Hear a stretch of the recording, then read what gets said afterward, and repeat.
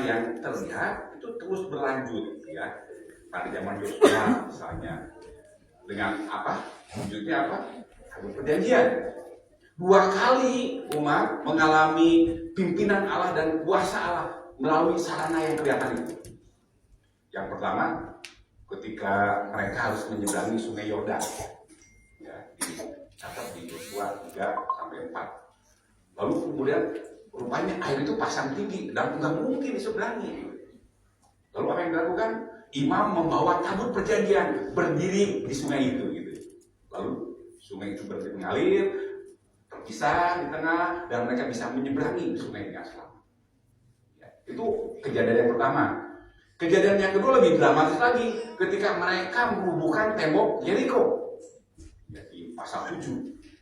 Ada 7 imam membawa trompet emas di depan, lalu 7 imam lainnya menggotong tabut perjanjian di belakang. Hari pertama sampai ke-6 mengelilingi 1 kali, lalu hari ke-7 mengelilingi 7 kali, lalu mereka bersorak dan terjadi apa? Tembok itu runtuh. Mereka berhasil merebut kota. Nah, dari 2 kejadian ini kita melihat apa, Bapak Ibu, saudara-saudari, bahwa bukan karena tabutnya yang hebat kan, bukan karena tabutnya yang hebat atau yang sakti, tapi karena pekerjaan Tuhan. Itu sebabnya kalau kita baca Yesaya 6 ayat 16, Yosua berkata demikian, bersoraklah sebab Allah telah menyerahkan kota itu kepadamu. Jadi Allah lah yang berkuasa, Allah lah yang hebat, bukan tabut perjanjian. Yosua kan tidak berkata, karena tabut itu loh kita menang. Bersoraklah, Allah sudah menyerahkan kota itu, bukan karena tabut itu. Jadi ini jelas ya, jadi Allah yang tidak kelihatan memakai sarana yang kelihatan supaya umat merasakan Allah hadir di sana.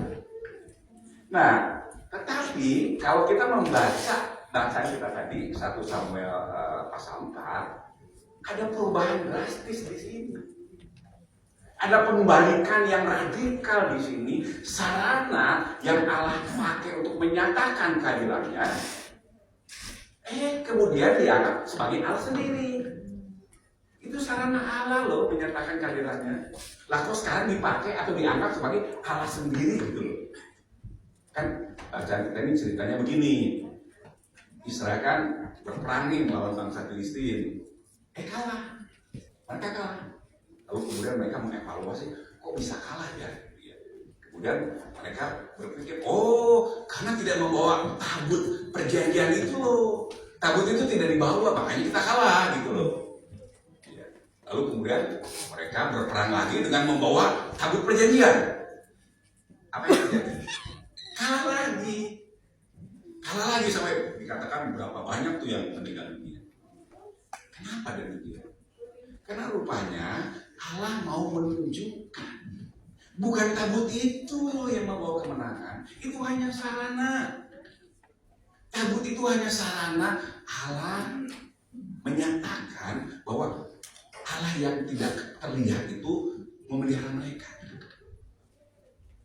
Tabut itu bukan Allah sendiri. Itu sekali lagi hanya sarana Allah menyatakan kehadirannya. Jadi ini terbalik di dalam bacaan kita ini.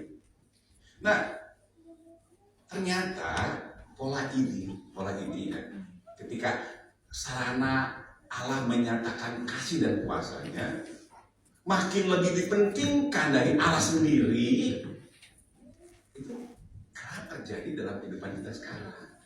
Hanya dari dulu. Uang, karir, orang terdekat, kesehatan, itu adalah sarana Tuhan pakai untuk menyatakan kasih pemeliharaan kepada kita, bukan? Itu sarana. Tetapi kemudian kali menjadi tempat kita bergantung, yang menjadi andalan kita. Kita bersandar kepada semua itu untuk mendapatkan rasa aman, rasa damai sejahtera. Bukan ada Allahnya. Padahal sekali lagi, semua itu kan sebetulnya hanya sarana yang Allah pakai untuk menyatakan penyertaannya, pemeliharaannya. Itu sarana. Hanya sarana. Tapi kemudian sarana itu menjadi tempat kita bersandar. yang kita pentingkan, tempat kita menggantungkan diri gitu. Kita tidak melihat pada Allahnya, tapi melihat pada sarana-sarana itu. Nah, Bapak Ibu, jemaat Tuhan, adik-adik, saudara-saudari ya, inilah sebetulnya tantangan terbesar kita dalam kita menerima berkat Tuhan. Yaitu ketika kita fokus pada berkatnya dan kita lupa kepada sang sumber berkat. Kita konsentrasi, kita andalkan sarananya, tapi Tuhannya sendiri kita abaikan.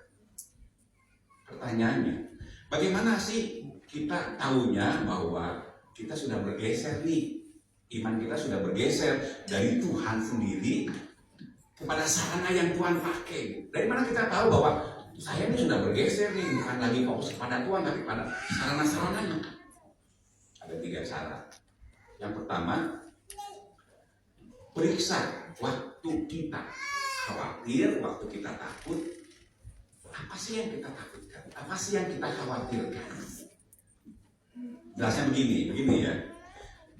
Mestinya kan kalau Allah yang jadi sumber dari sarana-sarana kelihatan itu, entah itu uang, entah itu karir, entah itu orang gitu ya. Allah lah sumber itu semua.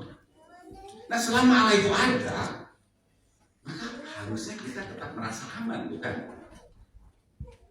Kita tidak akan takut selama sang sumbernya ada. Kalau kita takut ketika tabungan kita menipis, takut ketika pekerjaan kita linglung, takut ketika orang-orang terdekat kita pergi, bisa jadi di situ sudah bergeser. Bukan lagi fokus pada Tuhannya, tapi pada sarana yang Tuhan pakai itu. Seperti umat Israel tadi, bukan Tuhannya, tapi ada tabut perjanjiannya. Contoh praktis untuk lebih memperjelas begini. Ada seorang suami yang berkata kepada istrinya, "Ma, bagaimana kalau seandainya saya..." Lalu istrinya jawab apa?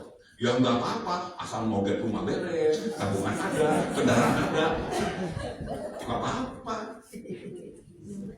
Nah, bukankah kita seringkali memperlakukan Tuhan juga begitu? Yang penting berkat-berkatnya mengalir.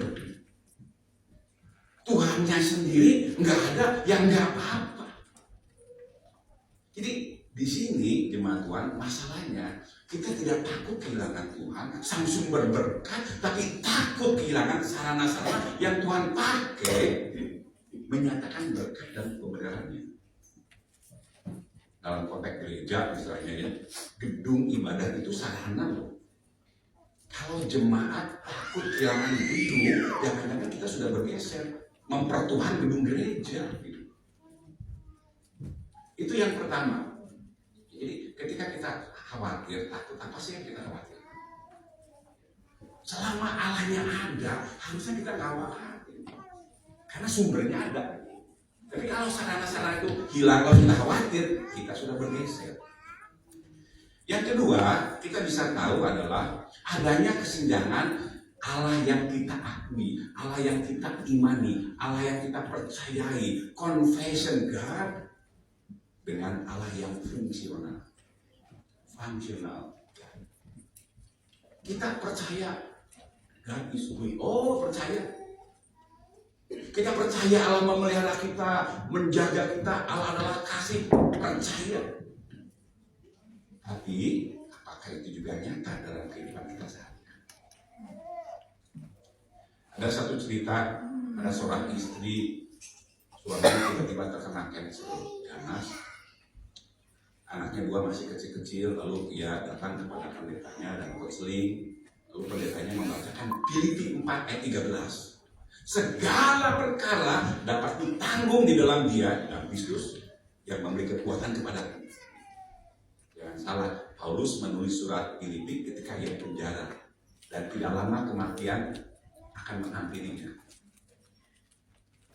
Lalu setelah membaca atau mendengar ayat itu dibacakan, sang istri bilang begini, Pak Pendeta, saya tuh pengen sekali bisa menjauh seperti Rasul Paulus. Tapi jujur Pak Pendeta, itu bukan jawaban